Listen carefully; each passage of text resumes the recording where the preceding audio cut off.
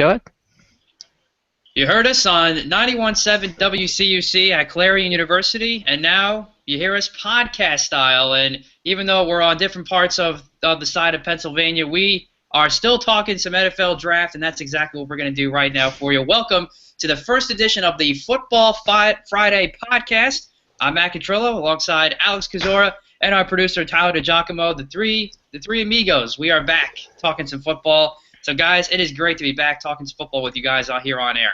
It is Catrillo, and for those that don't know who these other two people are, that's Matt. These are two people I went to Clarion with, graduated with. I've done a draft show for the last couple of years, so we wanted to keep that going, and just always good to talk about the draft since it's about 3 weeks out. So yeah, that's Matt. Tyler, we call him D-Jock, so that's what I'm going to call him throughout this. So D-Jock, what's up? Not much. I'm excited. It's our first year not together, but once again, draft season, so three of us got to get back together. We don't talk that much throughout the year. We're both busy. Alex busy with Steelers Depot, Matt busy with his newspaper jobs, me busy doing whatever I do. But aside from doing this, it's nice just to talk you through. You guys should be nice the next hour or so. Yeah, Catrillo will be our, I guess, de facto, host, moderator, keep us on track. That's what he did when we were at Clarion, so we would keep that up. So, Catrillo, what's the first topic here? Well, guys, we're going to keep it kind of similar to what we've done in years past with our annual draft shows. First, we're going to go with our top 5 overall prospects for this 2016 NFL draft class, and then next we're going to go to some quarterback talk. It's always the topic of debate. It seems to be almost every year. This year it's Carson Wentz, Jared Goff, other guys like Connor Cook and Christian Hackenberg, so we'll get into that a little bit. And then we'll get into some offensive line talk, a lot of depth with this year's class. And we'll be talking about that after we do some quarterbacks. Then we'll go to some underrated and overrated guys. This can be at any position, at any level. Maybe we'll have some D2 or D3 guys that we've seen on tape we want to talk about. So we'll just have to stay tuned and find out for that. And next we will have our Pennsylvania football segment. We'll talk some Steelers football first. We'll talk some Eagles football after that and all their draft needs and what they should do as we head into this year's draft. And then finally, we will do our top 5 projections, basically our top 5 mock draft, what we think we'll find out from this year's NFL draft, live from the Windy City in Chicago for the second straight year.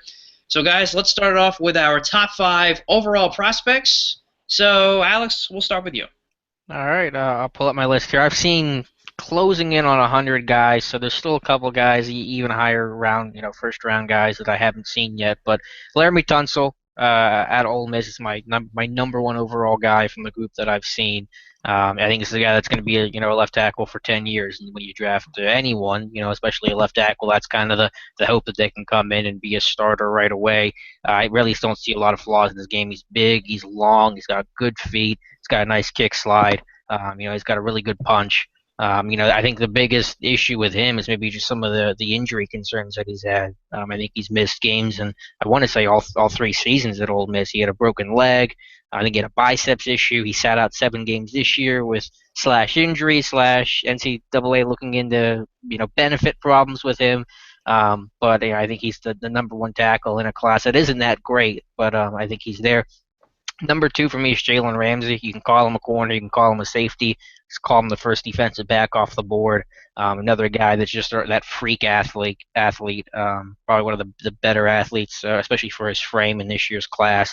He didn't have an interception this year, but I don't think teams targeted him a ton. And it's just a big, long guy that I think can excel really at corner at safety. Miles Jack from UCLA. I just kind of started to get a recent look at him. Another just kind of freak athlete that is coming off the knee injury. Really hasn't been able to do a ton in the workouts, leading up to the draft. But I think if you're going to be a linebacker, of course you got to be an athlete. You have to be the potential to be a 3-down guy. And now if you draft a guy like Jack, you might be able to stay in your base a lot more often. So instead of going in some sub-package football, you can have him maybe even cover the tight end, definitely cover the number 2 receiver. I mean, he did a lot of those things at UCLA. I think that's really attractive at the NFL, where everyone's kind of moving into hybrids and niche roles and sub-packages where Jack can kind of do everything. But against the run, he's violent. He loves contact. He finishes plays. He's going to be – if everything health-wise checks out for him, he's going to be great. My number 4 is Jared Goff. Obviously, he's my top quarterback. and I really like this quarterback class. But I think Goff is the smartest, most anticipatory quarterback that feels the pocket well. Played, got better as just, time at Cal went on. The team got better. I think that's really impressive. I just watched this guy go through his reads. He shreds zone coverages. I think mentally it's all there. And I think he's got decent arm. I think the deep ball accuracy is a problem, but I think he's got enough of an arm to do what you need to do in an NFL offense. Maybe you can work on some of the accuracy issues. At the number 5, I kind of went a little different on this one, but Corey Coleman, the receiver from Baylor. You know, I really like that pick. Yeah, I mean, I love Coleman. I know he played in that kind of weird Baylor offense where, Art Briles would have guys take plays off, and that can kind of be a little tough to digest if you're not too familiar with what Baylor does. But, I mean, look at a guy that can run in the 4.4s, jump 40-some inches, a 10.9 in the broad. I mean, just this insane vertical threat. I think he's a great route runner where he's very fluid and, he can make those kind of nuance, changes in the stem of his route to be able to pull off double moves and triple moves. So the post corner post route I saw him run. I think he's my number 1 receiver by a pretty large margin. Well, overall, with this wide receiver class too, Alex, is pretty deep. I don't know if we'll get into that totally in depth tonight, but I definitely like Corey Coleman. I think Will Fuller is a candidate for a top 5 pick, and of course Laquan Treadwell too. I'll talk about him in my top 5, but any of those 3 I think are worthy of being a top 10 pick. But Tyler, let's go to you now.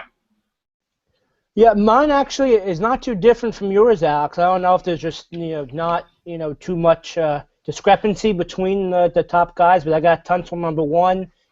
Same feel. He's a guy that's been a top 3, top 5 pick throughout this whole process, throughout all the mocks, throughout all the offseason stuff, and he definitely has held true there. I also have Ramsey number 2 there. I think he's a great corner, and definitely in this league. You've seen the last couple of years that teams need shutdown corners to go far in the playoffs, go far in the season. So I think definitely with Ramsey up there and Hargraves III from Florida, those are 2 guys that are very good in their own right. But definitely in this premium here in the passing league, they'll be up there. So Tunsil, Ramsey. Number 3, I'm gonna go with Miles Jack from UCLA. Kind of how you mentioned. It's very interesting. Obviously he tore his ACL during last season, and he's still going to be a top 5 pick. Not to say that if he didn't tear his ACL, he's going to be a number 1st overall pick. But that's just, I know it's still been like 9 months, 10 months, since he tore his knee up, but he's still no one's dropped him in their mocks on Jalen Smith. I know that happened in January, the Notre Dame linebacker, but he's kind of dropping a lot of boards. Number 4. I'm going to go with Jared Goff. I know, Alex, me and you kind of talked a couple days ago about the Wentz-Goff comparison. I told you how much I love Goff, and you had a chance to watch him now, and I guess me and you are in agreement of Goff there. Yep. And number 5, I'm going to kind of go off the board kind of like you did. You mentioned Coleman. I'm going to go with a different wide receiver. I'm going to go Josh Doctson, TCU. He is just a physical beast. But that TCU offense, 6'3", 195, as I said, very physical, tough attitude, and he's one of those rare, star wide receivers that also, block well down the field. So he's not, afraid to go up for a ball, very physical off the line with the quarterbacks, a great, guy down the field also, very reliable, does a lot of those little things, even when the ball's, thrown the other way or ran the other way, he'll still fake his, cornerback out. He'll also run it hard. He won't, take 2 steps off the line because the ball's not coming to him. But he did an outstanding job. So there's my top 5: Tunsil, Ramsey, Jack, Goff, and Doctson. Cool. Doctson's very interesting. Again, we talked about the depth of the wide receiver class. Now, I'm in agreement with you guys that Jared Goff is the best quarterback of this draft. I'm just not seeing a top 5 pick. I do see a first-round pick, but I'm not seeing a top 5 or a top 10 pick. But we'll get into that when we get into the quarterback class. My top 5, I'm pretty much in agreement. Laramie Tunsil, number 1 overall. I mean, what's not to like about this kid? Everything that you want, I think, in an offensive lineman. Very athletic, and he's very good one-on-one in pass protection. I think he's got the textbook look to him. I think he gets his hands inside very well. Keeps himself low. I love how he can do that throughout the entire play, even especially when you have a quarterback who's scrambling all the time. I think he really does that well, keeping his hands inside, keeping his feet moving. He's got a great kick slide, as is Ronnie Stanley, who's number 3 on my board. and a lot to like about Laramie Tunsil. Second, I have Joey Bosa. This guy's just a physical beast. I mean, great swim move, spin move, and he's just so strong. He can just literally, he doesn't even need those two moves. He can just barrel through all of his blockers and get to the quarterback. Really good in the run game. He is really tough to stop. And then I have, like I said, I had Ronnie Stanley 3. Number 4 for me, I do have a receiver, but it's Laquan Treadwell out of Ole Miss. This guy has a lot of big play capability. Love his size as well. Has very good hands. And also, he's a very good downfield blocker. I really like that about him. He does probably, I think he's the best out of this entire draft. Again, gets his hands inside well, drives his guys out of the play to create other running lanes and create other holes on big screen plays or running plays or things like that. But, I mean, the big go-to threat down the field is what I love about him the most. He's got that it factor, that wow factor that I always like and see in a top 5 player. And so he's at number 4 for me. At number 5, I have Miles Jack again. As you mentioned, Alex, he's just a freakishly athletic. I mean, you can put him in the slot. He's so good in pass coverage. Out of one of the more better linebackers I've seen in doing that. Can get to the quarterback well. Good pass rusher. Very good tackler. A lot to like with Miles Jack, though. The injury, as you guys mentioned, is a concern.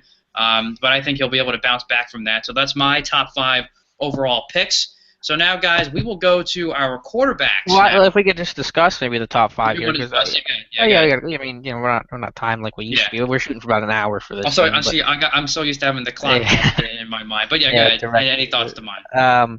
The receiver debate's kind of heated up because I think the big thing for me with Treadwell is just, I don't want to get too caught up in just numbers, and obviously, we go with what the tape says, but, it's hard for me to justify Treadwell, who didn't run well at his pro day, didn't shoot thrown at the combine. I think his vertical was 33 inches, his broad wasn't special. When you have Coleman and Doxson, who put up some, really, really impressive numbers, Doxson ran a 4.5, I think his vertical was close to 40, and his broad was excellent, his shuttle times were great, and you don't get that with Treadwell. And as much as he can make some big plays down the field because of his size, and you're right, Catrillo, he's a great blocker that takes pride in that. Something Coleman really didn't do because he wasn't asked to do it that much at Baylor. I just hard for me when you're looking at receiver and you want playmakers and you want explosive guys that can win in so many ways. I think Treadwell's lack of athleticism, compared to Coleman and Doxson is going to really knock him. So for me, I have Coleman as my number 1 receiver, and then I think I have Josh Doxson as my number 2. I still like him as a route runner as well. As one thing I forgot to mention, I think he makes really sharp cuts and good and in his route running. But I just think his having those reliable hands to go to that, especially if you're throwing a fade on the goal line or anything like that. One thing I do have a concern though, Alex, to kind of go with you there, is he does like to get in the extracurricular activity a little bit. He got into a couple of guys afterwards, and of course now that we've seen with the personnel foul, the new ruling coming into the NFL this year, that's something to watch out for, and he's going to have to keep himself in check about.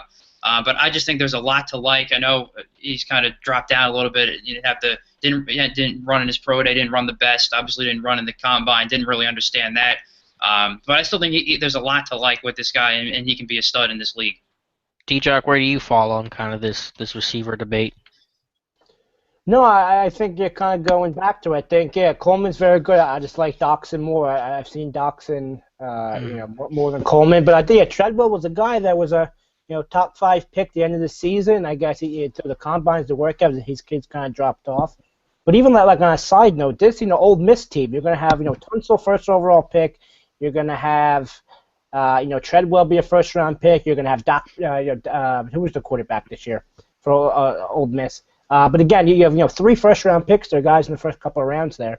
But yeah, I mean, and even you say Will Fuller could be a first-round pick, also probably. I mean, there's a lot of good wide receivers this year. I think definitely headlined by Coleman and by Doxson. But I don't see any elite wide receivers. I mean, maybe Doxson and Coleman could be that. But after that, there's a pretty sizable drop-off. I'll get to later on about Will Fuller, but he's projected to be a first-round guy.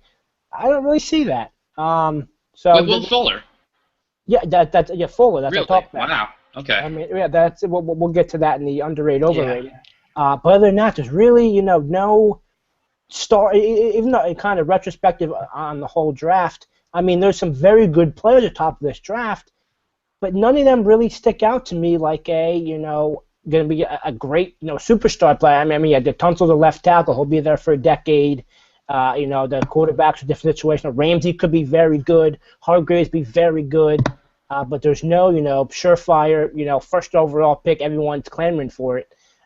So it's an interesting draft overall.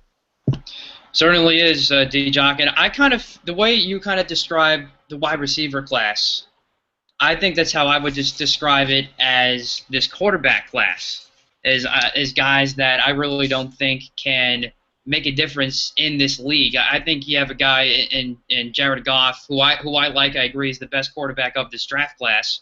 As we go to some quarterback talk now, but I'm not seeing a top 5 or top 10 pick. I mean, again, does seem to have, as you mentioned, Alex, really good command in the pocket, good pocket awareness. I think he's probably his biggest strength. Does have good arm and good footwork. Has that ability to stay in the pocket and make those good throws while taking hit. That's what I really do like about him, showing that poise in the pocket. Does have a lot of perfectly thrown balls and tight balls, whereas only his receiver can get him. But the problem with me is he forces a lot of balls down the field, though he does go through some of his reads. He tends to miss a wide receiver, too, when throwing on the run or trying to avoid the rush, and sometimes you're going to have to do that in this league. But he does a nice job staying in the pocket when necessary. I didn't like his receiver core, though, but you mentioned that they did grow as the season went on, Alex. I think that might have played a factor in some of his struggles, but I still think it doesn't completely excuse him, because if you're going to be a quote franchise quarterback in this league, you got to be able to make your guys better, like how Tom Brady does, and he doesn't have any top receivers anymore, and he still makes them look like studs. And that's what I think you got to do in this if you're going to be a good quarterback in this league. So I think there's some things to like about Goff, but I'm not seeing a top 10 pick. Yeah, I mean, you had Goff as your number one quarterback, though, right, Catrillo? Correct. So I guess just broadly to kind of start things off, what does Goff do much better than Wentz and Paxton Lynch or whoever else you want to throw in there to make him your quarterback one? I think he's got the best poise, Mm-hmm. and I think he's got the best leadership ability, and I just think he's got the better ability not to turn the football over and make the better decisions. Although I do mention he will force a ball down the field here and there, but I just think he has better command in the pocket, and when you have that, and that'll help you in the long run, because it's as good as you can be physically. You have to be better mentally at the quarterback position. Right. I think Jared Goff does that the best out of any quarterbacks in this class. D-Jock, was that kind of the separating factor for you too over Wentz and Lynch? No, I just think that Goff is the better quarterback overall. I mean, for me, it's two different players. I think Goff is definitely NFL ready right now. You can draft him, plug him in, and he's going to start day one and be a solid contributor. Wentz, I think he's going to need a couple years of grooming for him. I mean, obvious comparisons that people are making. You said, oh, well, Goff is kind of a Matt Ryan type of player. It has that big arm, a lot of tenacity, great in the pocket, great pocket presence, steps up a lot, and missed a lot of D linemen coming in. And Wentz, I think, is not really a project per se, but definitely a work in progress. I mean, he'd benefit, from sitting behind somebody or taking a year or two to kind of learn the system. I mean, the obvious knock on Wentz, which is very unfair, is he played at North Dakota State. He's not all this elite NFL talent, and that's fine. There's been a lot of 1A, 1AA people and Division II people, that have come in. So that's the age-old thing there. But just from a pure quarterback standpoint, I just think Goff's much better than Wentz. I mean, I think Wentz has a higher ceiling actually. I mean, he could go further, and he could turn into a better quarterback. And Wentz has a lot of potential. But kind of cliche, the word potential means it's something that you don't have, something that you could have. As I say, Goff is more that Matt Ryan comparison I've seen. Wentz has that Blake Bortles comparison. So just if you took Matt Ryan versus Blake Bortles, you're going to take Matt Ryan any day of the week. But as I said, I think Goff, you can start day one and be a solid contributor. Wentz, it may take a couple years, and he could get up to be a very elite quarterback. But I'd much rather take if you're going top 5, top 10, much rather take a surefire thing in Goff than hoping, waiting, praying on Wentz to turn into an elite quarterback.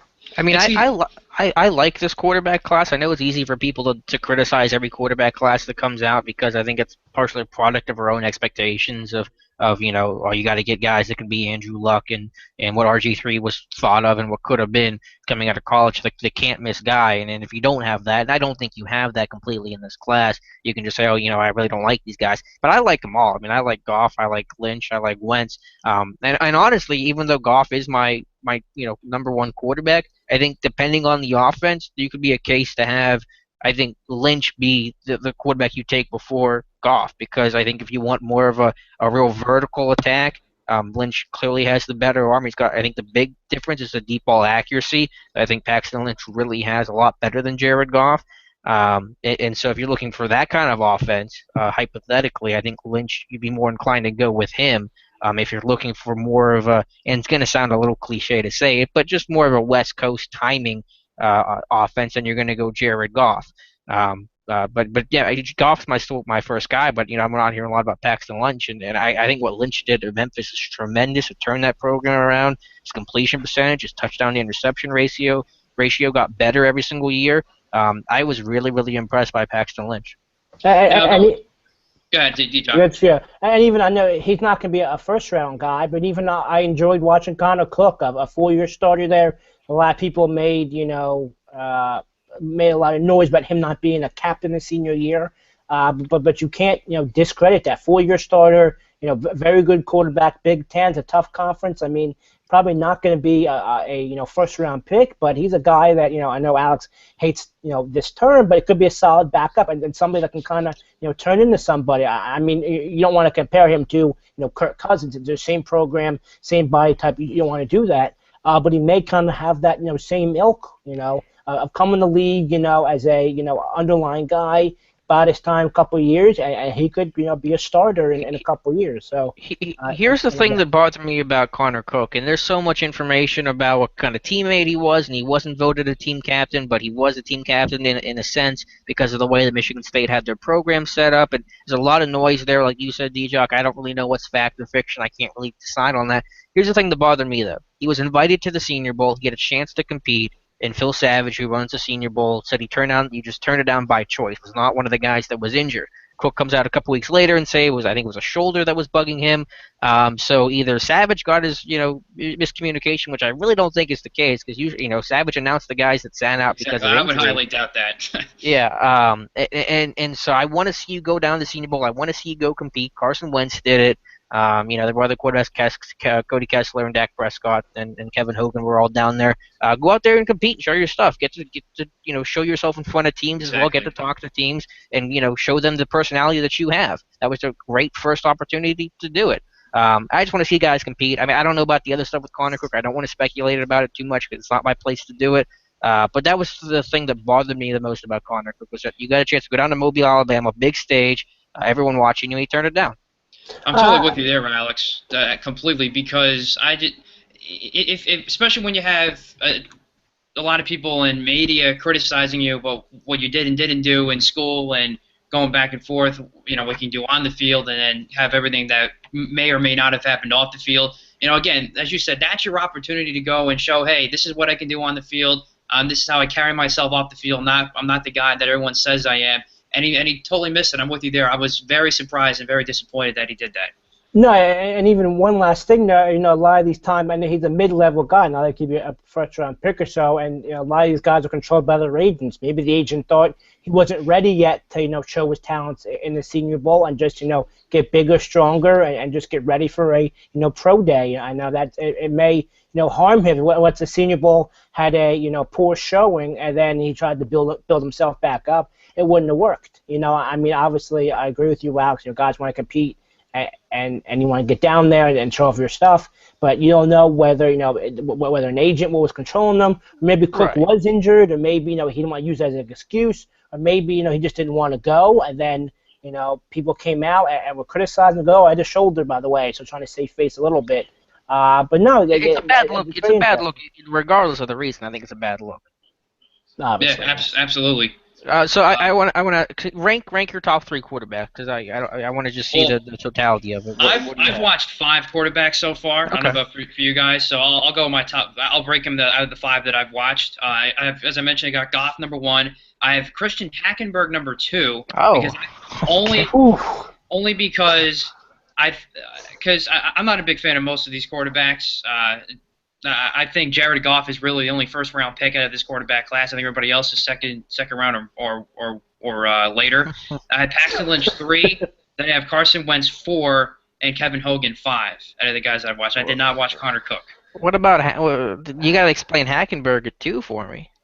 Okay, well I'll go. Let's start with I mean, Hackenberg. I think, his freshman tape and early on, he looked like the Sterling prospect. Obviously, things really went downhill last year. Not all of it was on him. It was a bad offensive line, but there were a lot of sacks and pressures created because of him. I mean, it was an ugly season for Christian Hackenberg. Well, There is, overall though, Alex, I think Hackenberg was in a bad system.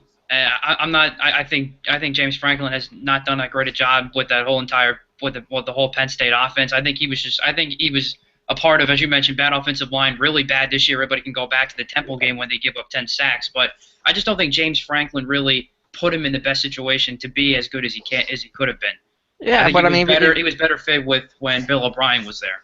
well, yeah, of course. I mean, Bill O'Brien's a great quarterback coach. But I mean, you were talking about earlier. I know it's not completely apples to apples, but if you're a guy like Brady, you got to thrive in whatever environment that you're in.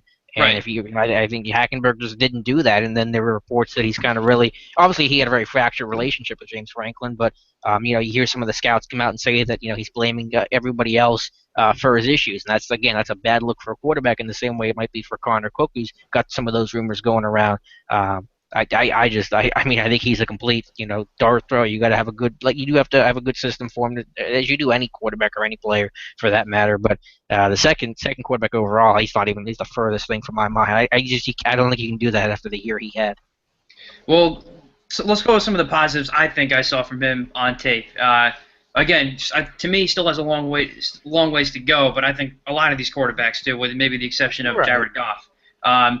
Again, I think that I mentioned the poise about Goff. I think Christian Hackenberg does that almost just as well. Because when I was debating between him and Lynch. I think they're both kind of similar in physical style and stuff they have to work on. And I looked on tape of who I thought had better command in the pocket, better poise. I thought that was Hackenberg, because even though he came up small in some games, then this is the frustrating thing about him. He would come up in some big moments and make some big time throws. I mean, you go to the Michigan State game, he made fourth down conversion after fourth down conversion, and then he would have then you have games like Temple where he comes up small. Mm-hmm. And there's just a lot of inconsistencies, but you can see the good poise and command in the pocket that he does have in some of those big game moments. That was I think he's got maybe the better upside in turn now. And that has taken a hit for me when it comes to, as far as what you mentioned, his character issues. But I just think I think he just needs to kind of forget what happened at Penn State and get into the right system. Maybe Bill O'Brien takes him in Houston. Who knows? I wouldn't be surprised if that happens. But with good coaching, I think he can get himself right, and both mentally and physically. But I think he does force the ball down the field time to time. He does have a tendency to stare down receivers and not go through his reads. He does hold on to the ball along too long, and a lot of those mistakes came against some of the better defenses, maybe with the exception of Michigan State. So you're not good. You were very good against the bad defense, but he makes those mistakes come out against the better defenses. So that's where I see the inconsistencies there. But I think when I see those little flashes of Right. big I time throws, understand. I think that's where I think It's tough to put all that in the little flashes. There's a lot of these. I see Kevin Hogan flash. I've even seen I Cody do too. Kessler flash. So but I don't spend too much time on just Hackenberg. D-Jack, what do you have for your list? Just to add a little bit. I mean, people have said that it's the curious case of Christian Hackenberg, that he got worse every year at Penn State. I mean, his freshman year was outstanding. He was going to be a first overall pick. And sophomore year, he had a little bit of drop off. People thought, oh, just a bad year. Junior year, he got even worse and was still going to be a first round pick. And this last year, he was just terrible. So and people have no idea what's going to happen. Even like right after the season, maybe still going to be a second round pick. Now he could go anywhere from the second to the fifth, maybe, or fourth. I mean, someone's definitely going to draft him. But as I said, he got worse every single year. Didn't get better. Made the same mistakes, every year. I mean, obviously you can, as Matt said, contribute that to the O-line, to a coaching change, to some other stuff, to not, a lot of great talent around him. I mean, obviously he had a lot of upside. He was one of the top touted, prospects come out of high school, and the Penn State fans went crazy when they got him. He's their savior.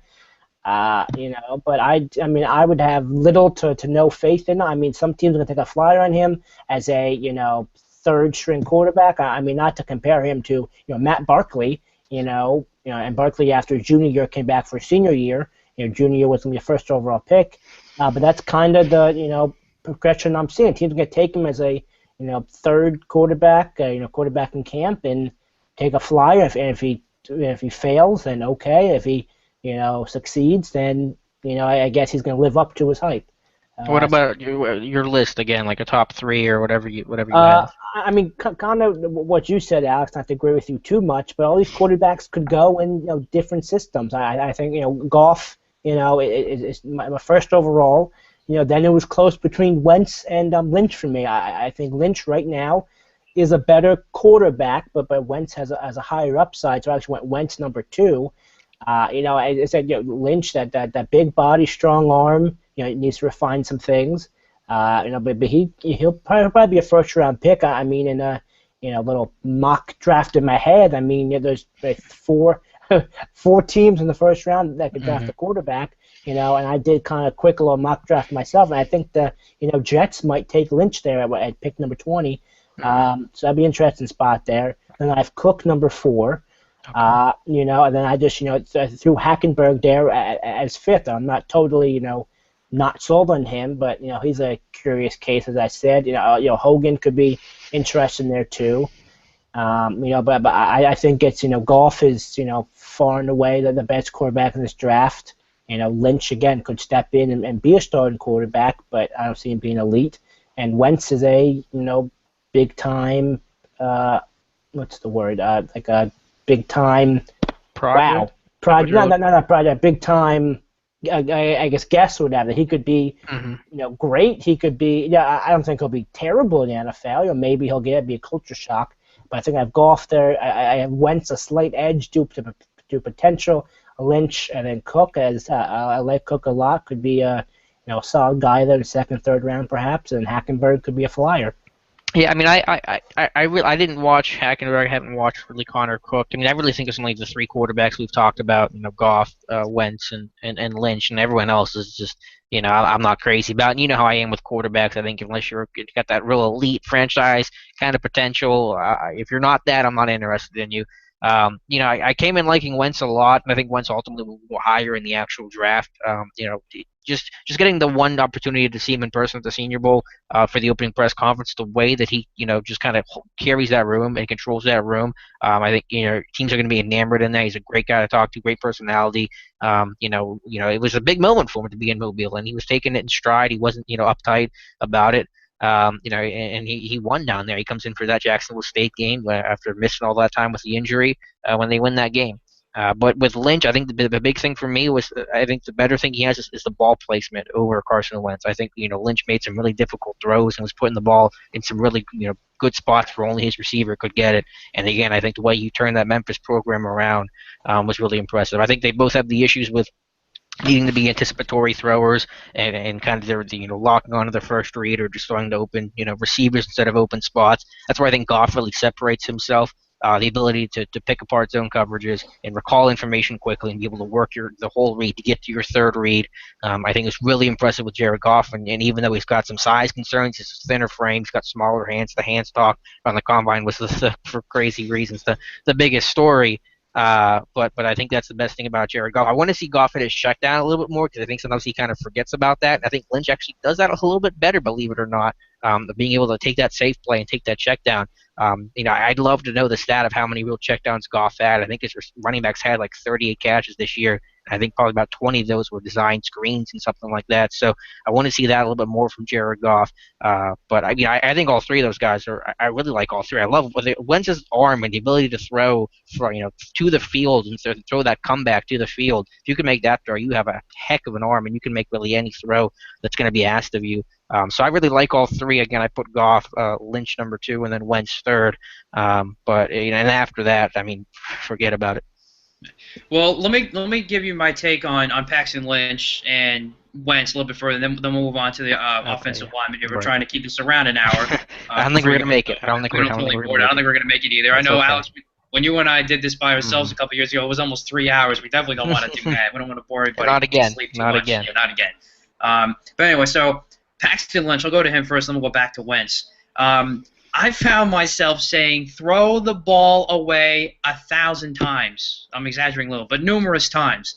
That, to me, is probably the biggest issue, is holding on to the ball too long. Now, at a couple of games that I watched, he didn't commit any turnovers in that sample size, but that's going to definitely happen in the NFL if you hold on to the ball way too long, fumble, whatever the case may be.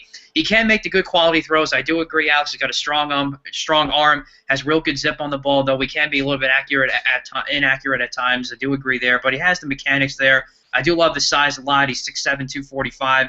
Just a lot of inconsistencies, though, mentally, but again, has the tools. So with good coaching, that could change. I wouldn't totally be surprised if he went late in the first round, but if I'm personally looking at him here, I'm probably thinking around early second round for Paxton Lynch. Now, for Carson Wentz, I'm looking at him. I definitely understand the hype around him. Looking at his mechanics, I see the strong arm and has that ability to make those good NFL throws. Very athletic and dangerous in space, and dangerous throwing the ball down the field outside the pocket. But his mental game, this is the one thing I stress with all quarterbacks when I look at them, is how good are they mentally, and I am not seeing that there. And his biggest flaw is I don't see him going through his reads consistently. Very inconsistent, mostly stares down his receiver in his first read, oftentimes forcing it, and then he risks a turnover. I'll give you a couple examples. Game one that I watched against North Dakota. Man coverage, only looks at his first read, throws the ball to a cover receiver, and he hits the defensive back in the back. Next one versus zone coverage. Quarterback has safety help, and he stares down his receiver, throws in a double coverage. That pass gets nearly picked off. And then he finally is able to roll right and checks it down for a minimal game. But just those couple instances where he's just staring down guys, not going through his reads. If you can't do those basic functions, you're not going to survive a lick in the NFL. I don't care what kind of physical attributes you have that can possibly give you that upside, quote unquote. And so that's why I wouldn't touch him either. Now, it's nothing to do with the 1AA schedule. I don't think that really matters. I think if you're good on tape, you're good on tape, and you can be a successful quarterback in this league. It's just when I look at some of the basic functions of a quarterback that I look for, again, mentally, it's not there for me with Carson Wentz. So just real quick, tie a bow on this. You think Goff is to you personally, not in terms of what will happen, but you think Goff is the only quarterback worthy of going in the first? Absolutely. Only one that is worthy, and the only one that I think would be worth taking a chance for to be your quarterback going forward if you're an NFL team in that position. D-Jock, what do you think? Do you think of those three who were first round worthy to you? I think definitely Goff is first round worthy by far. Wentz, I guess there's an upside to him. I mean, it's really tough to take someone based on the future potential. But do I think Wentz is first round worthy? No. Do I think he will be? Yes. And Lynch is a tweener. I mean, said Lynch might go to the Jets. They're 20. Broncos could maybe pick him up at the end of the round, but I think they're going to stick with Sanchez. So I'm going to probably go with definitely 2, maybe a third in Lynch. Well, just in terms of how you actually, not in terms of what will happen, but in terms Yeah. of what you value and what you believe. That's what I just said. I said Goff definitely. Wentz probably not. I do not Okay. have him as first round pick, but I said he will. And Lynch, I think, might be a first-round talent, maybe a 20. I said that the Jets or Broncos, maybe. But talent-wise, I'd say probably yes if you had to pull my arm. So definitely 1, maybe 2, distant 3. But you have Wentz over Lynch overall? Yes. Okay, just for that potential, I guess, factor. Yeah, I mean, I Yeah. get it. I think all three are first round worthy. Maybe that's Yeah. me sounding like John Gruden and just trying to be nice to everybody, but I think that I think they all could be something. I think in terms of Lynch and Wentz, they have the tools, and Goff has the mind. And I don't think there's any kind of fatal flaw in any three of their games that they can't work on. So I don't know. I like this quarterback class. I know a lot of people won't, but I really do. Well, it's certainly going to be very fun to watch out for as we continue to hear the rumors and everything as we go through the last couple of weeks before the NFL draft begins at the end of the month. So, guys, let's focus now to the guys that will be protecting these quarterbacks, and that is the offensive line. So I guess I'll start. I've watched five guys on the offensive line, and I'll give my top five a little bit of both and a little bit of elaborate on each, and then we'll go around the room here. As I mentioned, I had Laremy Tunsil number one overall on my big board, so obviously I have him number one overall for my offensive line. And just to go a little bit further on him, incredibly quick off the ball, quick feet, really solid job keeping and maintaining his hands inside, like I mentioned before. Because not that many linemen can do that consistently. It really drives his guys away from the play in the run game, creating that great seal that you want to see in the run game. And, again, solid one-on-one pass protection. I did see him. He did have 2 false start penalties. You just got to watch himself, watching the ball quarter your eye. But overall, the athleticism to me is just tremendous when I look at a guy like Laremy Tunsil. And I see that very same thing in Ronnie Stanley. And I'm just blown away by it. A couple times I see him backpedaling just to kind of stay and keep his feet moving to try and pick up a block here and there. Those are some incredible instincts. I've never ever seen a lineman just backpedal the way he does so athletically. I was just really blown away by that on his tape.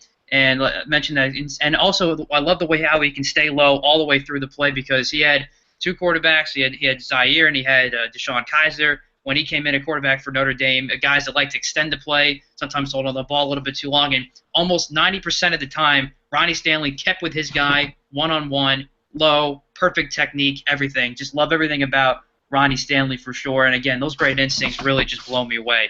And then for number 3, I have Joshua Garnett from Stanford, the guard from Stanford. Really like what he can do, too. I think he can be a top 15, not quite. I think he's athletic enough to be a top 10 pick, but normally you don't see guards go in the top 10. Another quick lineman off the ball, quick feet, nice job keeping his hands inside, drives his man again. Really good push and short yardage and on the goal line too. I really loved that. He set up a lot of key blocks and big gains in the run game. Textbook form and pass protections. I think he's a solid prospect. Then 4th, I actually have Jack Conklin. I know his stock has been rising lately. The guard from Michigan State. Again, I can see him top 10 mid-first round, and I think he can play guard. Tackle from Michigan State. I think he can play guard as well. Good ability to pull, good technique overall, good kick slide, hands inside, quick off the ball, everything like that. Solid in the run game. A very good one-on-one pass protection as well. And then 5, I have Cody Whitehair, the offensive guard out of Kansas State. Again, can see him mid to late first round too. Solid in the run game, creating those holes, setting up those big key runs. Nice job keeping his hands inside. So you can see a lot of these guys have very similar athletic attributes that I like about them. Really, you can't go wrong with any one of these 5. It's just how I would go in my order. It's almost like a 1A, 1B, 1C, etc. with all these guys. It's not just one guy is really that much better over the other. But when you look at these guys overall, I'm just really blown away by the athleticism of Laremy Tunsil and Ronnie Stanley. I'll take it, Catrillo. With both of you. That Cody Whitehair pick, at the beginning of the process, he was an underrated guy. Now he's being talked about too much. I think he's kind of an overrated guy. He's a very solid prospect. Maybe 5th or 6th guy, maybe a little bit lower there. Kind of similar to what you have, Catrillo. I'll be kind of quick here since you're very long-winded. Tunsil, I think, is the top lineman. As I said, he'll be there a decade. I don't think he's elite. Even he has some trouble. He has some sloppy mechanics sometimes, a lot of back bend, a couple plays. But in this crop, he's number 1. Number 2, Alex, you know that I love my boy here, and we talked the other day about his sloppy mechanics. But Jack Conklin, big tackle there. Another Michigan State Big Ten guy, as you sigh and rub your head out. I don't see. I don't see that either. Conklin forward. Okay. Anyway, continue. Back to me. No, but I just like Conklin a lot. He has some issues that flare up time to time, but I think when he's good, he's very good. A little bit of inconsistency, but I don't think that's nothing that you can't fix when you get to the NFL. Number 3 will be Stanley. For everything that Matt said. Matt's the Notre Dame homer. Full disclosure, Catrillo is a Notre Dame fan. Yeah, well, and then when we get down to my 5th pick, you'll see my allegiance, Alex. LSU? Hey, don't ruin it. Who did you have taken LSU? Relax. Thanks, Kazora. Ruin my life. They figured it out. But Stanley number 3, very good. it's interchangeable. He probably is the second best prospect, but I just love Conklin. I'm very biased to him. I think he's a great Well, at guy least to. you admit your own bias. And then the number 4, Connor Woods Catrillo, Josh Garnett from Stanford. Very solid, very consistent. He won't blow you away, but he won't do anything terrible either. Very consistent guy, very reliable there. He's a Stanford guy, so you know he's very smart. And then number 5, Vandal Alexander. I mean, it's probably a big reach by me, but, as Matt's a Notre Dame homer, I'm an LSU homer. And I just think he's, very underrated, and he could be a solid guy in the league. He's a guard right now. Played a little bit of tackle at LSU, due to some injuries, move around the line. But I think he'll be a guard. I mean, I think he'll be, pretty solid in there. So I have Tunsil, Conklin, Stanley, Garnett, and Alexander is my top 5. But Alex? hey, though, for the record, I do look at my Notre Dame guys objectively. Let me just make that clear. I do. I just, in But, the interest of full disclosure, yes. I didn't have like a top 5, especially across all positions. I think the tackle class, I think the depth is really poor. I mean, I like Tunsil and Stanley and Taylor Decker, we haven't mentioned yet, who I haven't really seen up depth or up close and personal. But I really like Shalik Calhoun out of Michigan State, and I watched all 3 years of Ohio State, Michigan State, and Decker just beat up Calhoun almost all 3 years. But Tunsil, what we talked about, Stanley basically similar. He's got that great strength. He's a good athlete as well with a good punch. Does a nice job of repositioning his hands, on his punch to get inside. Even when his base gets narrow from time to time, he has that strength to be able to, hold and not get, collapse into the pocket. I think it's, maybe one issue with him. Sometimes he has trouble mirroring some inside moves to get him that I think Tunsil's a little bit better at doing. Maybe, I think Stanley actually has more length, but I think Tunsil just has a little better feet being able to counter some of those inside moves. But, Stanley on some of his down blocks, the push that he gets, is able to generate is remarkable. So I really like him. Decker. I think after that, I don't really have a guy that I really like. Some people really like Jason Spriggs. I see the athletic measurables. I've seen some Lane Johnson comparisons with Jason Spriggs. I just don't really see it with him.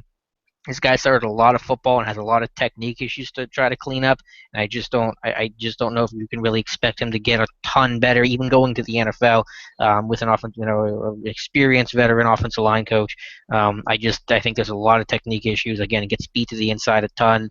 I think his punch needs some work. I think he's just kind of a bit of a mess, and it can't mask the great athlete that he is. And then after that, it's just really, I mean, there's but that tackle class drops off so quickly. Conklin, I think some people much smarter than me have talked about Conklin's kind of issues with his base and technique. It's really all over the map. I think he's going to really struggle in the NFL unless he really dedicates time to clean that up. Interior, I mean, there's a lot of guys that I like there. I think the interior class is really good, with the tackle class has a couple guys at the top and then no one else underneath. But Garnett, who we talked about, I mean, I love Garnett. I don't know where he's going to go. I would take him, top 20 pick. I don't think he's going to go that high, but I certainly would take him that high. And you're right, he's a smart guy. He wants to be a doctor. I forget what the field is, but super smart guy. I talked to him at the Senior Bowl. He's a guy that just has a great personality, too, that I think every team's going to love. White hair, a lot of people project white hair inside, even a center, but I think he can play left tackle where he played at Kansas State. The combine didn't treat him well. His bench press were remarkably low. I think he put up like 16 reps or some absurdly low number, but I think on tape you see a lot different player with his strength. Some other guys, Ryan Kelly at Alabama, Nick Martin at Notre Dame. Another guy I saw at the Senior Bowl that I really like has the term grip strength. People throw around a lot. I think he has that ability to kind of hold on and anchor in pass protection, so I like him. I think the interior class is really good. Christian Westerman out of Arizona State, who's a mauler. There's a lot of big, physical guys on the interior that I really like in this class. So, Okay, Tyler. No, I would say overall, I guess Alex or Matt too. How many of these guys are, franchise pillars? I mean, I'd probably go with Tunsil. Probably Stanley's a franchise pillar. I mean, I think Conklin may be, but the normal word is no. But Tunsil and Stanley, the only guys that should be on this list that could be, pillars. I think Josh Garnett can be a guy that can be your franchise stapler. I mean, when you look at the Eagles, and we'll get into them a little bit later in the podcast, but as a team that needs really basically two guards, I think that's a guy you can rely on. Again, I mentioned his technique and everything, his athleticism and everything about him, I think is definitely worthy of him being those. And obviously Tunsil and Stanley are there. And I know Mel Kiper has talked very highly about Jack Conklin. I mean, again, I'm there. I'm not really seeing the inconsistencies that everyone's looking at. Do I think he's as good as Garnett? No, but I think he's right there. As I mentioned before, out of the 5 guys that I've seen, I think these are any guys you can come in and plug in week 1 of the NFL season. Honestly. Yeah, I mean, you don't think of guards as pillars, though I think, guard play is obviously so vital, and you want to create Well, I'm that saying clean. any one of these guys I think that we've mentioned can start week 1 I don't think in the I don't think NFL. Conklin Honestly. can. I don't think Conklin can. The Vidal Alexander, I think Alexander's a mess too. I think he's a really stiff guy. He's going to have to play guard in the NFL. I don't think he's a tackle in the slightest, and I don't know what you're going to do with him. I mean, I haven't seen him that close, but I think Gerald Hawkins might probably is the better LSU prospect than Alexander. I think Tunsil, Stanley, sure, those are left tackle guys. I really like Garnett. I think Garnett could play in the league for a long time at a really high level. Maybe it was probably the only 3 guys that immediately jumped to mind as, I guess, if we're going to use the term pillar. But I think the interior class has got some great value in it. I think the tackle class drops off really quick, though. I mean, if you get past the top 3 that I have, it's a big drop. All right, guys. So now let's go to what are we doing now? Underrated, overrated. Now, I guess we'll start with Tyler here, and let's go to underrated first. Actually, let's go to give me your underrated guy and then your overrated guy, and then we'll debate from there. Well, I have like 3 underrated, 3 overrated. Just want to go. No, let's just go underrated. Let's just underrated. Go through our Okay. underrated. All right, let's go underrated then. And again, I'll try to be really quick because I know both you are really long-winded. I think my top underrated guy, it's kind of talked about guy is Sterling Shepard, Oklahoma wide receiver, 5'10", 195, had a 4.48 40, which is pretty good. He's projected for second to third round. I mean, a lot of people knock him. A lot of people think that he'll be a slot receiver, which I don't think. I mean, I think it's a chance to play outside and make a lot of noise there. May play some slot, but his production in college, was elite. Was among the top wide receivers in his class. Was up there with the Colemans and the Doxsons, and Shepard is a deep threat. He's just not a slot guy, just not underneath guy, just not an out guy. He can definitely stretch that field. And this will kind of tug at Alex's heartstring, but he kind of reminds me of Tyler Lockett from last year. Drafted by Seahawks at Kansas State. Everyone was not really down on Lockett, but the Seahawks once again took a great pick in Lockett and had that turn out. So I think Shepard is one of the top. Should I keep going with my underrated? Yeah, just rattle them Okay. off. That's fine. Yeah, so that. We're going to go past the 10-15 mark. I think we said, but that's okay. That's fine. Number 2, we talked about the other day, Alex, wide receiver from UMass, Tajay Sharp, 6'2", 195, had a 4.55 40, which is pretty slow, but I think it's a guy very consistent. He was actually the most targeted wide receiver in the country last year. Had 178 targets, 30 more than the second place wide receiver. He also had the sixth best drop rate in the nation. He dropped 3 of his 114 catchable balls that came towards him. I just rattled off a lot of stats there. But again, he played at UMass. Was a guy that kind of excelled, kind of under the radar. But he could be a solid guy. He's probably a nice, 3rd, 4th round guy maybe. I probably have to take a flyer on him, a very solid contributor there. And the last guy, I know I'm going to mess up his name because I'm terrible with names. You always do that every year. You with Ifo Ekpre last year, you screwed that up too. That's right, the kid from Oregon. That's right. Yes. Good go. And since I am a Philadelphia guy, I should know this since he goes to Temple. Tyler Manikevich, I believe, right? Yes. You stole mine. He was my underrated guy. But yes, really? Yes. Yeah, he's inside linebacker from Temple, 6'1", 235. Projected for a 3rd to 5th round right now. I would lean more towards that 3rd or 4th round there. Manikevich is not that big, not that fast, not that strong.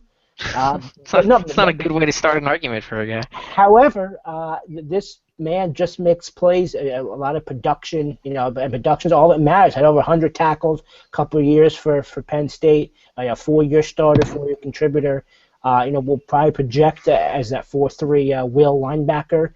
And again, I'm throwing out all these comparisons, and Alex is gonna hate me again. But this is my year's Chris Boylan. Just one of those tough linebackers. Not the biggest, not the strongest, I say, and not the most well thought of. But man, this man is tough. This man is, as I said, just produced at Temple, had a lot of great plays, a solid guy, well-liked teammate, as you say, and very respected by his Temple, community and Temple team. So I see, so Shepard, Sharp, and Manikevich, my top three underrated guys. Catrillo, were your reasons similar about Matakevich? Well, actually, I think he is fast. I think he's a guy that you see all over the field constantly. I think he shows good leadership ability, too. Very athletic. He's also a very good tackler, wraps up well. I think he's very good reading the line of scrimmage and anticipating plays. He's got those good instincts. Monster game against Penn State, but then again, who did it? He had 3 sacks and 7 tackles, I think, in that game. I just think he needs to be more consistent getting off blocks a little bit. I think you saw that exposed a little bit in the game against Notre Dame, but then he did make a couple of big plays. Obviously, it was one of the big reasons why in the Temple defense that kept Temple in the game and trying to defend DeShone Kizer and the zone read that they had going for most of the game. I think they did a good job on C.J. Procise for most of that game too. But I'm just seeing a lot of good things from Tyler Matakevich again with that good coaching and getting off blocks. I think he needs to get a little bit bigger. He's 6'0", 238.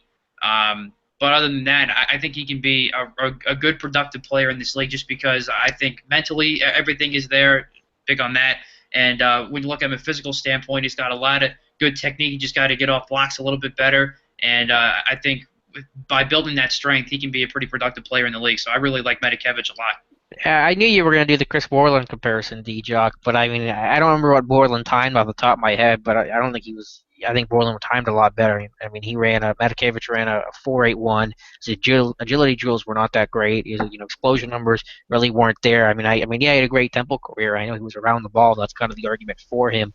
But I just don't think he's going to be enough of an athlete in this kind of world of sub-baggage football and super athletic tight ends and 11 personnel. I just think he's going to struggle a ton trying to exist in that environment. So I'm not even sure if I draft this kid, to be honest with you. Maybe 7th round as a special teams, go thump and hit guys, kind of player. But I just think you got to have athleticism is a premium at every single position. There's not really an exception anywhere, and I just don't know how this guy's going to be able to succeed. Mr. Kazor, just to defend myself, I don't know if you zoned out when I was talking, but I said my version of Chris Paul. I never said about athleticism. I just there's a guy that I fall in love with. Again, could be the bias, could be the Temple bias, but just that linebacker that is just tough. Again, Borland, as I said, he was not the biggest, not the strong, and that's the cliche stuff. But just a guy that I think that can go underneath a lot of radars, could make a team, make a lot of noise in camp. And as I said, he's not going to be elite. He could probably turn into that weak side linebacker. And as Matt said, who's all over the field.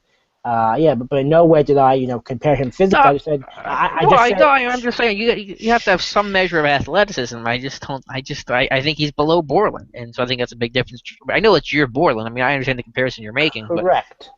But I'm not comparing him to Borland. I'm saying he is this year's Borland. Last year, you loved Borland as your linebacker.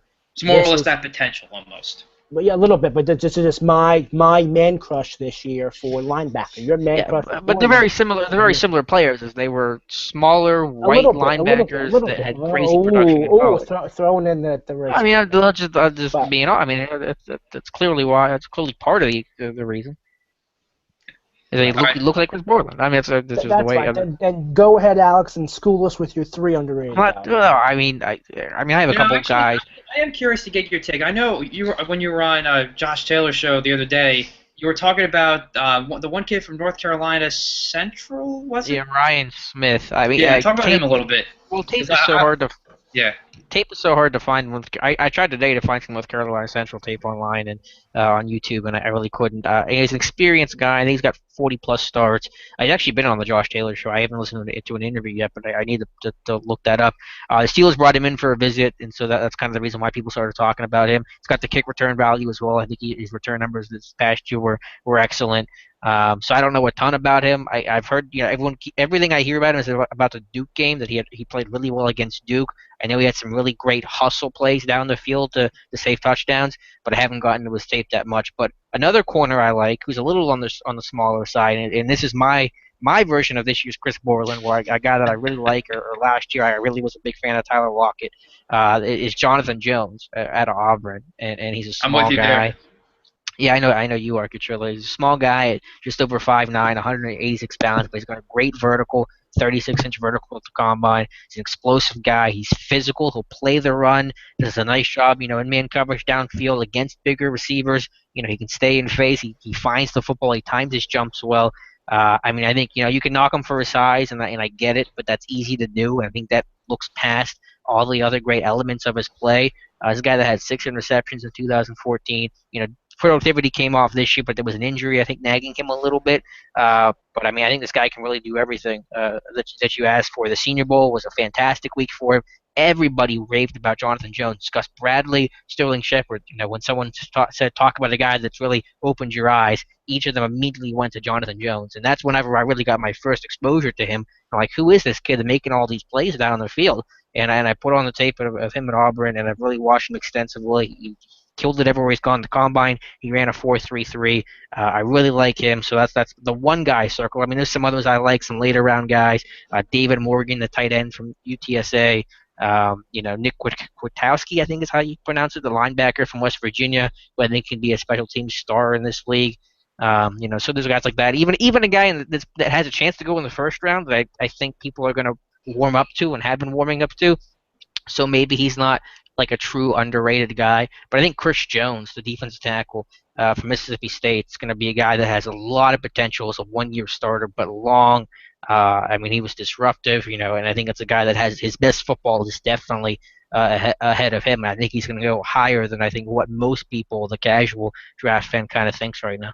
Now, Alex, I kind of like the same situation, and me getting to know Jonathan Jones too. I watched him in the Senior Bowl making all these plays, and everybody raving about him. That's when I basically said the same thing. I wanted to check him out on tape, and I did get a chance to finally watch him last night, and I see basically the same things that you see. A guy that's quick and fast. I think he's definitely one of those guys that covers a lot of ground. I like his hip fluidity too, and pass coverage. Definitely, you see that ball hawk, good ball awareness. Though sometimes he will grab it and sometimes not turn his head towards the ball. He did get caught a couple of those times for holding in a couple of those games. I wasn't completely blown away by his 2015 tape. I think Draft Breakdown only had a hand like one or two. But I put on his 2014 tape, which was against Mississippi State, and that's where you see a lot of those things of being around the ball, being the ball hawk, kind of seeing more that big play capability than more or less than what I saw this year. That Mississippi State game, he picked off Prescott twice in that game. That was one of his best games. Exactly in right. the end zone. Yeah,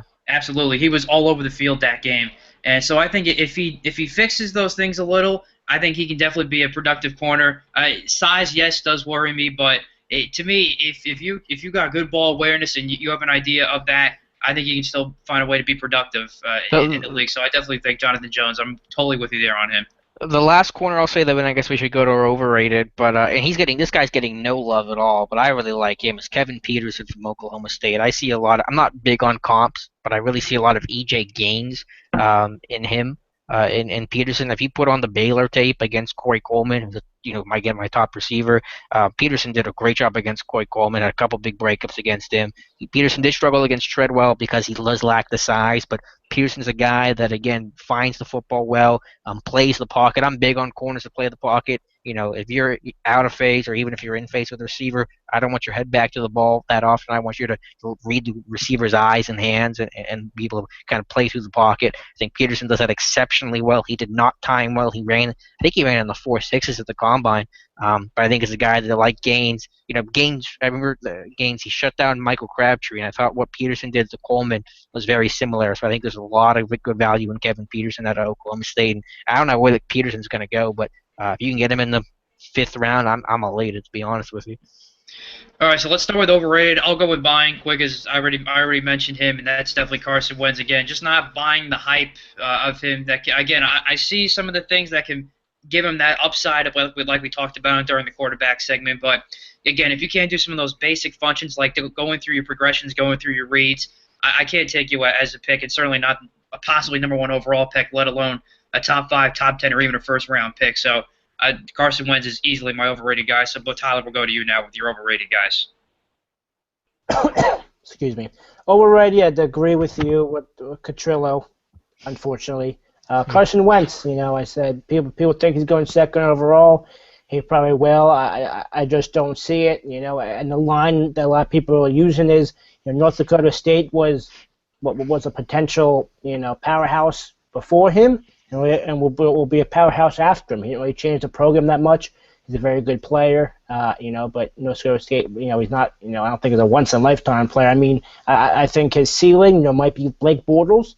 I don't know if that's a high or low thing. What people still got to see about Blake Bortles. And his low could be like a Brady Quinn. Could be like Brady Quinn at Notre Dame. A lot of people had a lot of hype for him, and he, failed for the Browns there. Number two, this could be kind of out in the limb here. A lot of people like him. DeForest Buckner, lineman from Oregon. A lot of people love him. A great athlete, 6'7", 300 pounds. Catrillo, stop making so much noise. Oh, sorry, I'm getting my notes together here. I'm sorry. Yes, because every time we make noise, the camera changes to you, so it's beautiful. But anyways, yeah. So I think Buckner from Oregon. A lot of people love him. He's a physical beast. I said 6'7", 300. I just don't see it. I mean, I don't know, whether he's a speed rusher, whether he's a finesse rusher. He's kind of been, very inconsistent. A lot of times he got driven off the ball.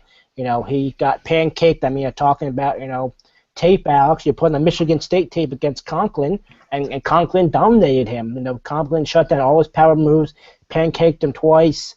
And throughout all the film I watched, Buckner was very slow off the ball. Tried some spin moves, doesn't really have much, or tried a bull rush, and worked early in the game, but then, the tackle shut him down. Not many times was he double teamed. A couple of times the guard came over early in the game, but then they realized that the tackles were handling him well. I mean, he's a freak athlete. I mean, again, he'll probably be a top 10 pick probably. But I just don't see that. I mean, as I said, the athletic stuff is great in the league, but be interesting to see. My next overrated guy, Matt, cover your ears, Will Fuller. Really? Yes, really. Oh man. Okay. Explain this one to me here. I mean, big height, 6 foot, 185, made all those flashy plays, but just not that good. I mean, he does not catch the ball well, does not high point the ball. A lot of body catches. He has, average speed. He's a, okay separation. Alex probably knows better, what his, arm length size is, what that number is, but just didn't have that long arms. Not that good of a improviser. Whenever the play broke down, he could never find the open field. I mean, I'm thinking he'll probably be like a number 3 wide receiver, possibly in the league. He's not really a slot guy. Didn't have that speed or the size, but he's just not a number 1 wide receiver to me. And he just doesn't show that way. I mean, a lot of people love him. He's very not flashy, but just a solid guy, but he's probably not a first-round pick for me. Maybe a second-round pick. You're killing me. All right, what do you like? What do you like, me. Catrillo? Okay. Where's your rebuttal? Well, first of all, you go to the game against Texas. He had a time where Zaire is out of the pocket. Fuller comes back to make a tough catch on a low throw and was tightly covered. So there you have him coming back and adjusting to the play on a quarterback rolling out of the pocket and making a tough catch. He had numerous tough catches. He had one tightrope along the sideline. Sure, he does. He will drop a couple here and there. I'm not gonna totally excuse him for that. But I think overall, if you need a big play made, Will Fuller is your guy. Just a dynamic receiver. I think he's got breathtaking route running ability, speed and athleticism, and great hands. He'll lay out for one. Sharp route runner. Actually, I think his blocking's pretty good. Could be better. But again, he'll lay out for those plays. He'll blow by receivers. He's got that kind of capability. There were many times this year where he's facing a quarterback, where he's facing zone coverage, and he's got a guy. Oh, the cornerback's got a safety over the top, and he blows by both of them. There were just too many times this year where Will Fuller made you say wow throughout the entire season. And I think he can be a number 1 receiver in this league, hands down. He's got all the tools that you are looking for. And I think he's got the big play capability. He's got the hands for sure, and certainly has the ability to go ahead and adjust on the fly, as you said. I mean, I think he's going to go in the first round, and I believe it was Daniel Jeremiah that had tweeted out the other day that he's talked to some people and some people, executives and scouts that think he's going to be the first receiver off the board, which shocked many of us. There's kind of amateur scouting, but knowing what we know about Brashad Perriman and Devin Smith. High draft picks because they could fly and they can take the top off a defense. I think Fuller is going to go in the first round for those reasons. I don't think he's worth it because I think his trademark is just that speed. And yes, that speed is pretty remarkable, but he's got such a thin frame. Like D-Jock, like you said, he's got the shorter arms, really small hands. I think they're like 8 and 7/8 inches. That causes some drops and doesn't let him have the best catch radius. I think he's just a guy that goes down really easy, even though he has that speed. I mean, you've seen guys bring him down because again, Fuller just has that really kind of rail thin frame, and I don't think those guys can be number one receivers in the league. Again, well, I don't think it was that it wasn't that big of a problem where you could say, okay, he's a guy that tends to has the dropsies. Yes, he had some bad drops here and there. It's not just drops. I mean, it's about his makeup and his framework. A lot of guys of that size aren't, unless they got, But I'm just saying overall, he has that consistency. I mean, going back to the Texas game, he blows by his man and then he goes. The ball was slightly underthrown again when Zaire was quarterback. Turns around and makes the play. Then he readjusts his route and ends up getting a wide open for a touchdown in the game against UMass. Had another diving catch that was. I'm not talking about just specific moments. The totality. Press coverage is going to beat this guy up. I mean, he's going to struggle to get off a press because he's such a smaller, undersized guy. I think you're going to be able to eliminate a lot of that speed. I mean, it doesn't matter if you go in a 4-3 if it takes you a second to get off press coverage. That speed's totally negated. I think someone's going to fall in love with that because its speed's intoxicating. But I mean, one knee injury. I mean, it's true of anybody, but with that speed, especially, I mean, one little hiccup with a knee. I mean, that speed shot, and so was Fuller's career. I don't know. I just see a guy that to me you can go to and he'll make a big play when you need to. I think yes, you will have a couple of drops here and there, but overall, I don't think it's that big of a problem. I think he's a guy that is reliable and will adjust on the fly and make big plays when you need to, and I think he does have great hands, even though you guys said that they're. I just want record show. I got Catrillo defending all the Notre Dame guys over here. I'm kidding. I'm kidding. Look at the defensive getting slammed at the desk earlier. No, I mean, as me and Alex agree, that's rare. But no, he's not elite wide receiver. He's not number one. He's not, a top guy. He doesn't really have much, kick return, experience either. So he doesn't really even have that dynamic. I mean, and I agree with Alex again. Definitely not a first-round pick in my book. Probably a second-round pick. A solid guy, but just not a number one for any team I'm drafting for. All right, yeah. All right. So any other overrated guys? Well, I haven't gotten to mine yet. I'll just run through them quickly. Right, no, you're fine. I mean, just a couple guys real quick. I mean, I mentioned Treadwell earlier. I worry about the athleticism, and I think you want to be that playmaker aside from just your frame. And I don't know if Treadwell has that. And the numbers don't really help indicate that. So I'm kind of not that big fan of Treadwell.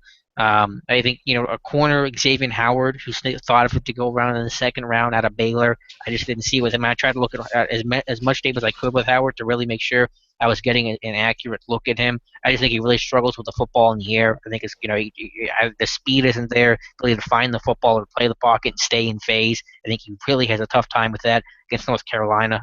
They really beat him up, and I saw that across other games as well.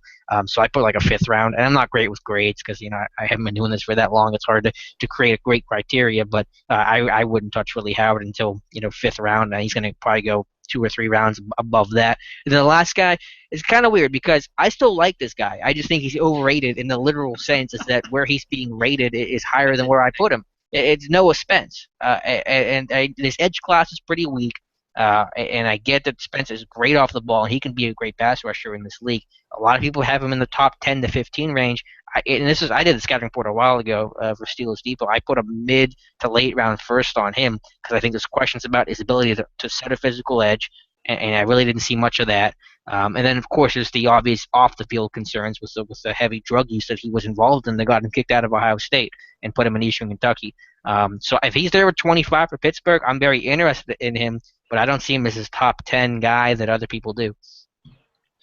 All right, so speaking of the Steelers, Alex, let's head now to our Pennsylvania football segment and start with the Steelers and their draft needs. When you look at the Steelers going into this year, quarterback continues to be the discussion. Will they finally draft a quarterback? I know it's been a long time since they have. They get William Gay back. Senquez Golson's coming off a shoulder injury. You have Duran Grant and Ross Cockrell coming back, who got some playing time last year and did a pretty decent job, I thought, for the Steelers. I think safety might be there. Mike Mitchell and Robert Golden had a nice season last year. Will Allen's getting up there. He's going to be 34 coming into the season. Offensive guard needs some depth there, so I think that might be something for the Steelers. Tight end, Heath Miller, of course, retires. Ladarius Green gets signed during free agency. That was a big sign for the Steelers. Maybe outside linebacker too. So Alex, let's get your thoughts. We'll start with you on Steelers needs here. I mean, I could talk forever, and I got to make sure I restrain myself here on this, as we all agree. I know we're getting up to 10. Let's try like 10:45ish to finish the whole thing. So. Okay. 11:45, 12. I mean, I think the farther we've gone along for Pittsburgh, the more my mind goes in other directions. Obviously, you can cast a wide net and say defense. I think anywhere on defense that you can add to, it's going to get better. Every group there has the potential to get better, from defensive line, nose tackle, to corner and safety. I mean, it all can be upgraded. So if I had to guess based on what the team has kind of shown in terms of their interest, I think their top two guys is Andrew Billings, the nose tackle from Baylor, and William Jackson III, the corner from Houston. The problem is I don't know if either of them are going to be there at 25. I could easily see both of those guys coming off the board beforehand. If Billings is there, it's really hard for me to pass up on him, because I think this is a guy that's a special player that can exist in sub-package football. And if you're a defensive lineman, you have to be a three-down guy. You have to get after the quarterback. And 6 of his 7.5 career sacks came in sub-package football. He's done a good job on third down. He's not. I think he's a really good athlete for his size. How big and how dense he is, and the way he moves. You just don't see that too often. It's not Dontari Poe, but it's pretty close. And I think the snaps are there. You got nose tackle void with losing Steve McClendon. I think you can rotate in with Hayward and Tuitt. Hayward play 90% of the time. You got to get that number down a little bit. I think you can easily get Billings to 50% of the snaps this year to justify the investment. But I mean, another guy kind of like Billings is Vernon Butler, who I really like. I think corner is a possibility. I think their guy is William Jackson. And maybe a Carl Joseph at safety. I don't know. I think you can't forget about the edge position too, an outside linebacker, because long term there isn't much there outside of Bud Dupree. I think in my last mock I put Shalik Calhoun there because I really like Calhoun. There's no known interest in him. But if a Noah Spence falls to 25, I really think he's going to be their guy. Assuming that they're okay with off the field, which who knows? I mean, no one has any idea. The bottom line, the board's wide open for defense. And as much as people would hate me for saying this, if they took a receiver, if a Corey Coleman fell to 25, I'm all over definitely. that. I'm all because again, 2017, you have Brown, you have Coates, you don't know what Wheaton's going to be. Going into last year of his contract, I'm not opposed to the idea. It'll ultimately land probably somewhere on defense, where it's just really tough to try to judge. Yeah, I wouldn't be if you're a Steeler fan at 25, Alex, and you have one of those receivers that fall there. I think it would be very wise for the Steelers to take him, just because of the factor that you don't know about Martavis Bryant's future. Right. And let's just face it, Darius Hayward-Bay, he'll make some big plays here and there. He's a veteran receiver who brings that brings the type of guy that can has that the veteran element, the veteran element into it. But he's nothing special. So if you're, and of course, injuries happen. Le'Veon Bell went down this year. Thankfully for the Steelers, Antonio Brown stayed healthy. But if he goes down, then what? It's not going to be just Ladarius Green, who is very athletic and was a good sign. So I think if the receiver does fall, I think the Steelers would be very wise to draft somebody too. But going back to defense, no cornerback for the Steelers. Well, like I said, I think if William Jackson is there, he's got a very good chance to be their guy. And there's a lot of history working against that. Haven't taken a corner since '97. Only one non-Power 5 first round. I think that's amazing that they haven't done that. I think it's really It's amazing. the least. If you were to stack the value of each position on the Steelers defense, I think corner would come up as the least. I mean, maybe nose tackle because of the lack of snaps, but that position's kind of morphed into just playing the 1 and the 3 tech. It's the value isn't there philosophically, and I'm okay with that. It's a cover 3. Look, you play more off coverage. You're not playing man to man. You're not asking these guys to get 10 interceptions. But they have expressed a lot of interest in William Jackson, so it would make sense for me, or it would make sense if they took him. It wouldn't surprise me in the least. I just don't know if he's going to be there because he could go higher than 25. I mean, if Billings and Jackson aren't there, and that's again very possible, I don't know where this team's going to go. The board is pretty open. All right, D-Jock, let's get your thoughts on the Steelers here. No, I also agree with you, Alex. You're the big know-it-all Steelers guy there. I mean, no, Thanks no, for the compliment. let me. But no, but the Steelers can. I think there won't be a bad pick they can make. I mean, really, any place on defense, whether it's the line, secondary, probably not linebacker maybe, but any pick there, a wide receiver could be justified. I mean, there's a lot of good justified picks. I mean, talking to you, often your pick for the Steelers has changed like weekly. I know you're definitely in the Thompson from Boise State up until Not in the first round. Not in the first round. Can I finish? Let me Okay. finish, boy. I want to be clear. Before the combine, you were really into Thompson, and then you saw him at the combine, and you didn't like him anymore. And then, as you just said, then you put Calhoun, this week in the mock. I'm sure it's going to change next week. I mean, as I said, the Steelers can go a lot of different ways. I mean, there's a need at cornerback and safety. There's a need, at offensive tackle. There's a need at wide receiver. There's a lot of needs, and they, take best available player. I guess in my mind there. I mean, it's been the talk for a bunch of years. I know you hate this. I don't believe in this. But talk a bunch of years that they, need to, finally find a replacement for Roethlisberger. And so I know you're of the ilk that you want to take players that can help you right now, and when it's Roethlisberger's year to retire, then you'll just draft a quarterback that year. I mean, if there was early rumors for them taking Lynch or somebody like that, Paxton Lynch from Memphis, I don't know about that. But a player I'm going to say for the Steelers, I mean, just to pick somebody new, I mean, I have gone back and forth. I mean, my initial pick was probably Mackenzie Alexander, the cornerback from Clemson. He's a redshirt sophomore. He's a solid guy. But to go off the board a little bit, I'm going to go Robert Ndici. He's a solid guy off the edge there. He was a guy that's highly touted the last couple of years. Early process, he was going to be a first overall pick, a top 5 pick or so. Kind of dropped off a little bit. But just to be wild out there, I think we definitely need to get, somebody on the line, a little edge rusher. And I think Ndici, if he's there, maybe not in the first round, but he's a solid pick there. I think Steelers could benefit from him. All What do right, you think, Alex? any more final thoughts on the I mean, Steelers? We're good? I would disagree with that. I'll get yelled at if I try to disagree. I know you're trying to be off the cuff, but Oh, that's fine. Yeah. I prefer my players not to fall out of windows. So, Uh, especially in the first. yeah.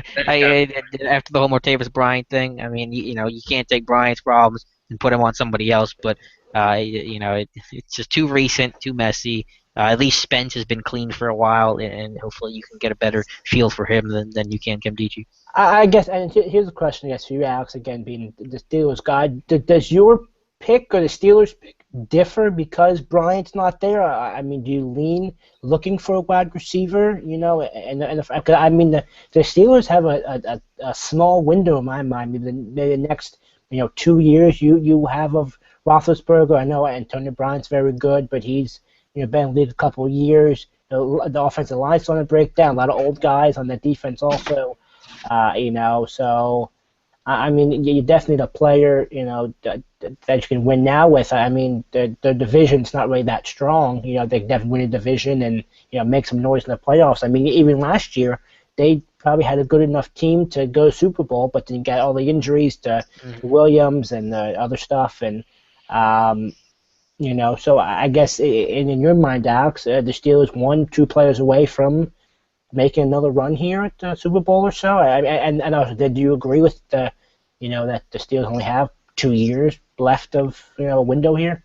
Well, I don't. I mean, obviously you have to find someone after Ben, and that'll tell you how much time you have. If you're in that kind of phase where you can't find a guy for years, then yeah, the window's going to be closed. But yeah, this team's primed to go to the Super Bowl. I mean, it was so close last year. I mean, if Toussaint doesn't fumble against the Broncos in the fourth quarter like that, and there were a lot of issues in that game, but that was the most striking one. The Steelers could easily win that game, and they go to the AFC Championship game, and who knows what happens from there. Hopefully Antonio Brown would have been able to play in that game.